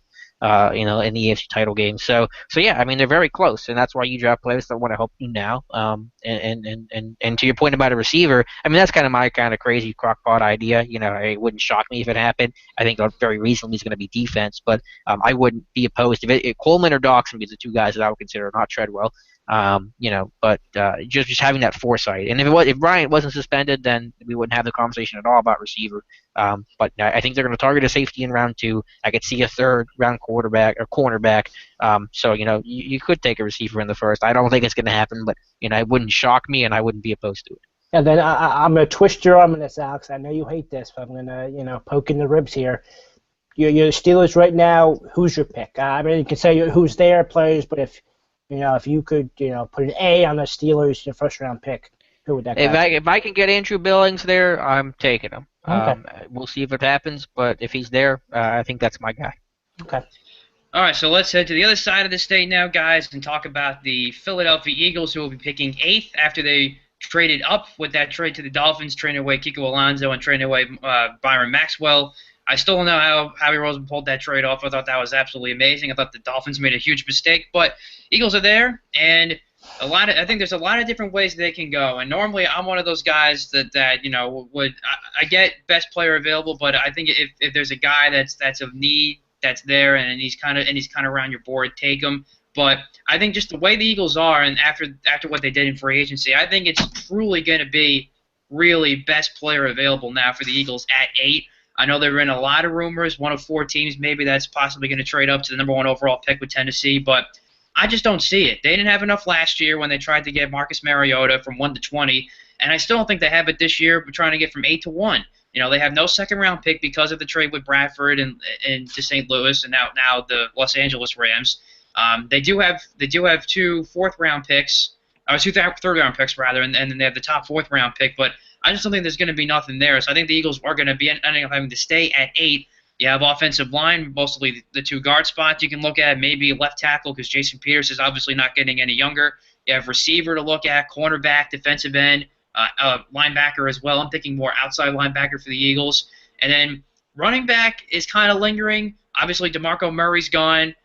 Ryan Matthews seems to be the lead guy. You have Kenyon Barner that's in the backfield as well. Darren Sproles, of course. Ezekiel Elliott could be there. So, D-Jock, I guess we'll start with you on your thoughts on what the Eagles are going to be doing here in the first round. I mean, they've done a great job so far this offseason, kind of fixed all of Chip Kelly's, wrongdoings. And I think that was great by Howie Roseman and Doug Peterson coming in. If you're thinking that Doug Peterson is like the same mold as Andy Reid, then he'll go offensive lineman in the first round. But there's no really offensive lineman that's going to be there at 8. And as you said, Kachura, they don't have a second-round pick. They have 2 third-round picks, because they definitely fleeced the Dolphins. So the Dolphins are doing, but the Eagles fleeced them. I'm totally with you there. And I think they'd be in the best interest in trading back. I mean, as I said, they can look at linemen. Line's definitely got to be built there. I don't know who would trade up with them. That maybe some talk of the Rams, perhaps. Rams are at 15th. Rams, the Jets, I think are 2 teams you could think of there. Yeah, but I mean, they're definitely looking for the quarterback. I mean, it's going to be interesting, especially, it's actually going to hinge on, what Chip Kelly does with the Niners. So there's a lot of talk, a lot of connection between Goff going to the Niners, because Chip Kelly likes the Pac-12. So if Goff does get taken at 7, then the Eagles will probably, unfortunately, have to stay at 8. But if Goff is not taken at 7, then people are going to be blowing up the Eagles' phone to get up there, and I think they have to fall back. As you said, that they can take Elliott there. That's a hot thing. He's probably the only first-round worthy running back there. Could take a Stanley if they fall back. But I just have no idea what the Eagles are going to do. I mean, possibly maybe take Vernon Hargreaves from Florida. He's second best cornerback but behind Ramsey, and the Eagles desperately need I agree. quarterbacks. I mean, they were terrible with Byron Maxwell. They need two cornerbacks. But as you said, Matt, they Well, probably need. I don't know completely about two, but because uh, I don't know. I mean, I think they're solid on one end, but anyway. yes, no, I mean they definitely need one very good cornerback and probably draft another one. I mean, you probably need two cornerbacks, probably need two guards, two offensive guards. Probably nothing in the first round, but definitely build there. Everyone every year asks for them to get a wide receiver. They're not going to take a wide receiver in the first round. Quarterback maybe, but I think they're pretty content with what they have now. I don't see them taking the Lynch. If Goff is there. Possibly, you can finally shore up your quarterback situation there, but I think it'd be in the best interest to trade back and try to build up that one of the lines, or offensive or defensive lines. If they stay at 8, most likely be Elliott. I would go Hargreaves probably, but if they trade back, it'd be a lineman there possibly. So that's my long-winded answer there. Yeah. So I mean, each of you give me like two names. If they let's assume they stay at 8, give me like two names that could be in contention with the 8th pick. Well, did that? Go ahead, Tyler. No, You go. well, I just said them, Alex. Probably Hargreaves, yeah. Hargreaves or Elliott there. I really don't see anybody else. Maybe reach for a Stanley or Ronnie Stanley there if you stay at 8. And if they fall back, could be Stanley again. It could be a Conklin maybe, even though you don't like Conklin in the first round. Or maybe even a Decker out of Ohio State. So if they stay at 8, probably Elliott or Hargreaves, maybe a Stanley. If they fall back, could be whoever they fall back to. Catrillo? I think it's either going to be Elliott or Hargreaves, and if I had the choice, I'd go Hargreaves just because I think you can. I think that's more of the need, I think, and I think that'd be the better pick for the Eagles. Though of course Elliott, I would not be happy with that pick, as Elliott's a dynamic running back and the best running back in this class right now. So I think that's where they go. I think they should stay at 8. I don't think they should look to trade back, and I don't think they will trade back because Howie Roseman has said it himself that they made this trade so they can get into the top 10. It's something that they always coveted. They love the position that they're in, and I like it too. And I think if you worked your way to get there, then why would you go ahead and trade back? I don't think that really would make a whole lot of sense. I get if there's an offer on the table that can't refuse, okay, then maybe you have to take it. But I don't think they should be actively looking to trade back because I think when you're in the top 10, there's going to be somebody available that I think you would like. And when you look on your big board, and certainly I think no matter what happens, whether there's trades or not, or how the quarterbacks go, that's the case. But I still don't think that the Eagles should even be looking at a quarterback right now. As I like what they have in Sam Bradford right now. I think if they can continue to build around him, get a couple guards, get him some more weapons, receiver, you continue to build the defense, you can win with Sam Bradford. He proved in those last 7 games that he can deliver the football and make big plays late in games. So I really was impressed with him. I had a lot of doubts about him when the Eagles traded for him last year, but after what I saw, big picture, and especially in those last 7 games, I think Sam Bradford can be the guy going forward. I think taking a quarterback here would be the wrong picture, especially with a lot of money that they have invested in that position. But as of right now, I go with either Elliott or with Hargreaves. But I think the way the board might go, I think Elliott's going to be the guy at 8 for the Eagles. All right, so Catrillo thinks Elliott. D-Jock, if you had to put one name, if you were putting the card in, who would you take? Oh man, probably Hargreaves. Probably you need that corner. I know I talked about earlier, but that's the league. You need a shutdown corner. Need the defense. I mean, I probably go Hargreaves. I think, and you guys know this better than I do, I think these are all good suggestions. Stanley makes a lot of sense. Hargreaves makes a ton of sense. I think if he's there, I think they're going to take Carson Wentz because they've shown a lot of interest in quarterbacks. And I'm not saying you'd like it. I'm not saying I'd like it. They've shown a lot of interest. I don't think he's even going to be there, but... Yeah, they've shown a lot of interest in these quarterbacks. I think he's almost an Alex Smith kind of mold where he can be mobile and get him outside the pocket with a much better arm, though, than Alex Smith. And I think he's got a great character, great personality. I think it's easy to fall in love with. I mean, they've shown a lot of interest in quarterbacks. Bradford's on a 1-year deal. Daniels is on a kind of funky-looking deal that you're not tethered down with. So I'll throw my hat and I'll say Carson Wentz. It certainly isn't a surprise, Alex, but I think whether somebody makes a trade or if Cleveland takes him at 2, Wentz isn't going to go past no more than 2, in my opinion. I'll be pretty surprised if he gets past 2. I think if there's going to be any quarterback that the Eagles are going to take at number 8, I think it's going to be Jared Goff, just based Well, on how the I don't board I think think Goff's might gonna. I go. mean, my assumption was that Goff's not going to fall, but I think if Goff's there, I think Goff's an even better fit than Wentz. But I agree. uh, I mean, if I'm taking if the Eagles take any quarterback in this draft, I'm going to be happy with Goff. But I just don't think the way the quarterback situation is right now that the Eagles need to take a quarterback. I think they have other and bigger needs to fill to get back to being a playoff and a championship contender. fair enough. So let's go now to our top 5 projections. So we're at about 10:47, so we can probably wrap this up. Hopefully, and keep this under 2 hours. I know we tried for now. I probably knew that wasn't going to happen, but hey, that's okay. We got some good content going here. So, top 5 projected picks. We'll start with Alex this time. All right, I just threw it together earlier today. I'm gonna look off my notes here. Do it together right I'm now gonna go on a napkin dinner. yeah, I'm gonna go for the full 7 round mock at some point. But my top 5, Tennessee number 1, Laramie Tunsil. For all the reasons we talked about, I think Ramsey could be in play there. Ramsey, fun fact, will be only the second defensive back to ever go first overall. A lot of people try to say that he's the first guy, but he isn't. The first guy ever was Gary Glick in 1956, who went to the Good work Steelers, out of you. which was a terrible pick. They knew nothing about Gary Glick. The head coach loved him, and they took him, and it just was a disaster. But Tunsil number 1, number 2 to Cleveland, Jared Goff. I think again the top quarterback there. Hugh Jackson can work with him. I think it makes a lot of sense. Number 3, this is perfect for San Diego, Jalen Ramsey, who I listed as a safety to replace Weddle, but I think you can play corner, you can play safety. Kind of like Byron Jones, you might switch him after year 1 depending on how things go. If Ramsey isn't there, though, let's say that Tennessee takes or let's say Cleveland takes Ramsey at 2, it could get really interesting for San Diego. Maybe that's prime position for them to trade out of if a quarterback is there.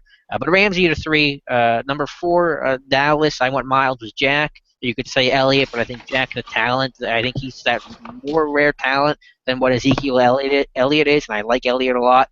But I went Miles Jack there. Again, it can keep you in your base defense. And then number 5, Jacksonville. I know they've loaded up on defensive linemen, but you can never have too many pass rushers with Gus Bradley. I went Joey Bosa from Ohio State.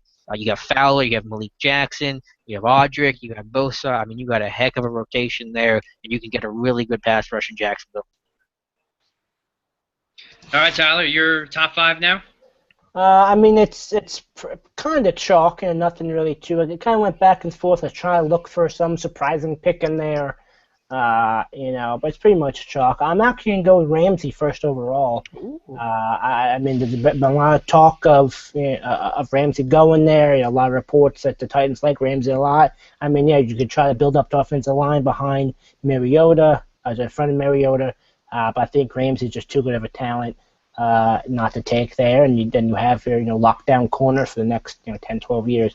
Number 2, the pick should be Jared Goff at number 2, but I think the Browns go Carson Wentz. As I said, Wentz has a higher upside and may possibly be the better quarterback. But I mean, I don't see the Browns not taking a quarterback. I mean, it has to be Wentz or Goff. I mean, I don't see them not doing that. But can you imagine if the Browns whiff on a quarterback once again? I just don't want to imagine that the Browns just have 30 quarterbacks. And then they waste a lot of money on another quarterback like they've done in the past. I mean, a lot of people said that they may not be in the quarterback business because they signed Robert Griffin III, but They still should be.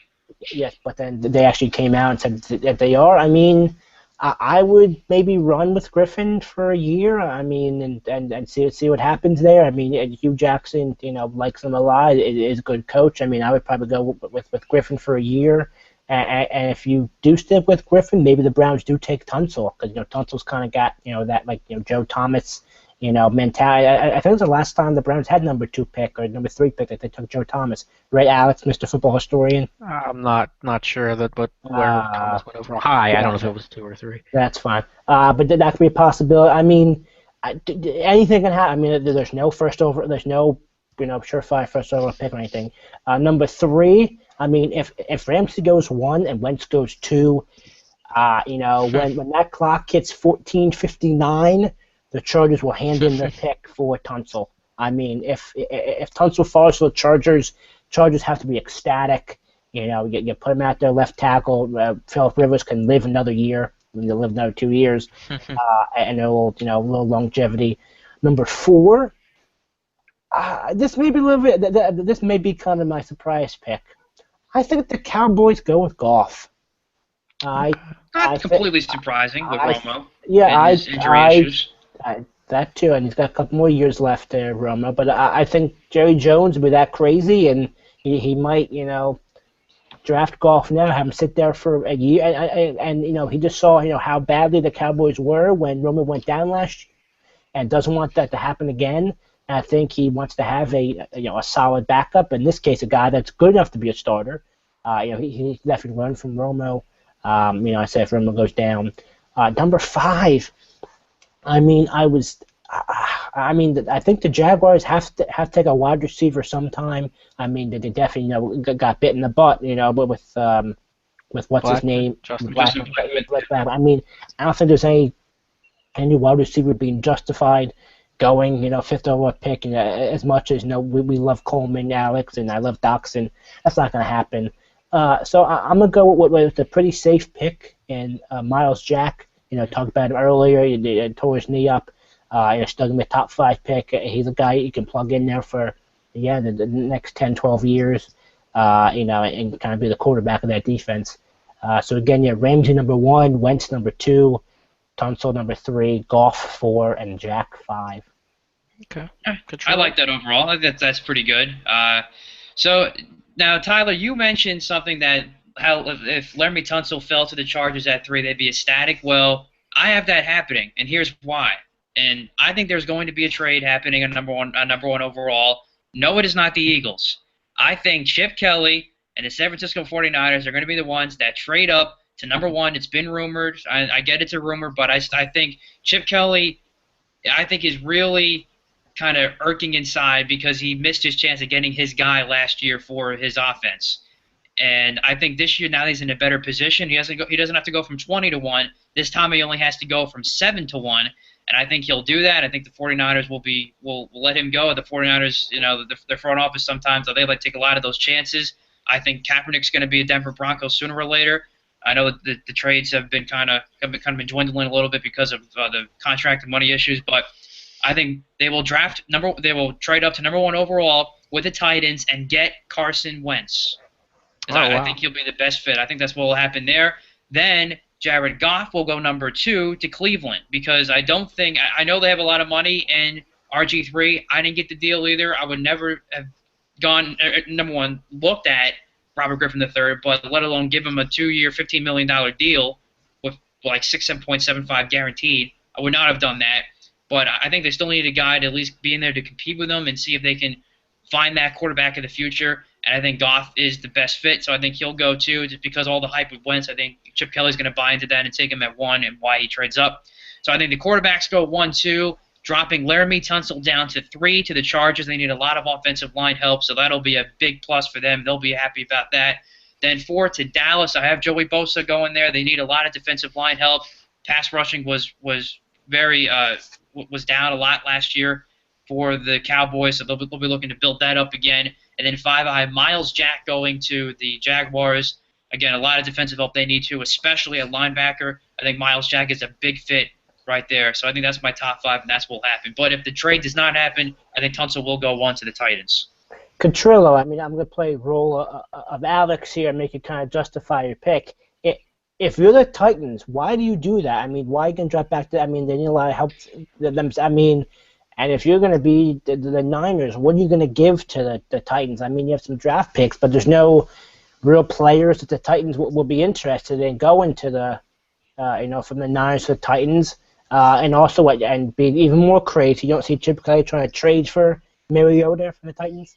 Nah, I don't think that's going to happen because the Titans, they have their guy. If they were willing to trade Mariota, they would have let the Eagles take their guy last year and make a crazy trade from 20-1. So I definitely don't see that happening. But as far as getting the pick, I think the Titans, they're not looking for a quarterback. Obviously, yeah, they have other needs. If I were the Titans, I wouldn't do it. I would want to stay at 1 because I have other needs, but the way the tight end organizations likes to run, sometimes they like to do some crazy out-of-the-box thinking that sometimes a lot of people don't like, and I think that they'll see an offer from Chip Kelly that'll be crazy, and it'll be an offer that they can't refuse. Probably will include two first-round picks this year's and next year's, and a third-round pick, which has been reported as what the minimum is going to be. You'll probably see that.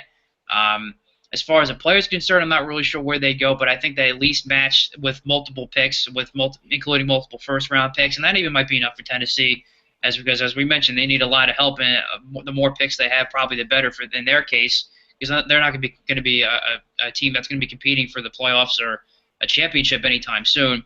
So I think Chip Kelly is going to be the radical guy. I think he'll probably want his quarterback. I think he wants a lot to prove. He was definitely humbled by the downfall with the Eagles. I think he's going to be the one that'll be willing to pay the price to get his guy, and I think that's going to be Carson Wentz. Okay, yeah, that's. Alex, your thoughts on that? I mean, it's a lot to take in, but yeah, it'll be crazy. I mean, I think ultimately every year we hear about rumors of teams trading up to one, and usually just the cost of doing business is way too high, and it just ends up not happening. So I think they'd rather wait. I mean, if Chip Kelly really likes Goff and Wentz, he can wait for one of them to fall a little bit, so it's cheaper if he really has his heart set up on trading up. So I think Tennessee, at the very least, Tennessee stays at one. And I think there's a good chance that they take Tunsil. You can move Lawan, the right tackle. You've built your offensive lineup to protect your franchise and Marcus Mariota. It feels very 5-year planish and a very smart way to go about it. So, as you always see, Catrillo, though, it'll be interesting. Yeah, absolutely. Can't wait for it. Only a couple weeks away. April 28th, round 1 in Chicago. All right, I think that's going to do it, guys, for this. Whether we finished just under 2 hours, so all right, not bad. But so that will do it for this edition of the Football Friday Draft Podcast. Guys, it's been a lot of fun. Hopefully we come back. Maybe we'll do one to recap what happened in the draft, and we'll see what happens beyond that. But it was good to at least get back with you guys and talk some NFL draft. Yeah, absolutely. That was first awkward silence. That wasn't bad the whole way through. Absolutely, Catrillo. Absolutely. All right. Yeah, I started the broadcast, so I'll hit the stop button here. Be sure to follow. I'll tag Matt Catrillo, Tyler DeGiacomo in the YouTube account, so hit them up on Twitter to follow them. And obviously, if you're watching, probably know me from Steelers Depot, so we'll keep continuing it with the draft coverage the rest of the way. Thank you guys very much for watching. If you watched the whole way through, God bless you. I don't know how you did it, and that's my corny joke that I make. And and enjoy the draft, everybody.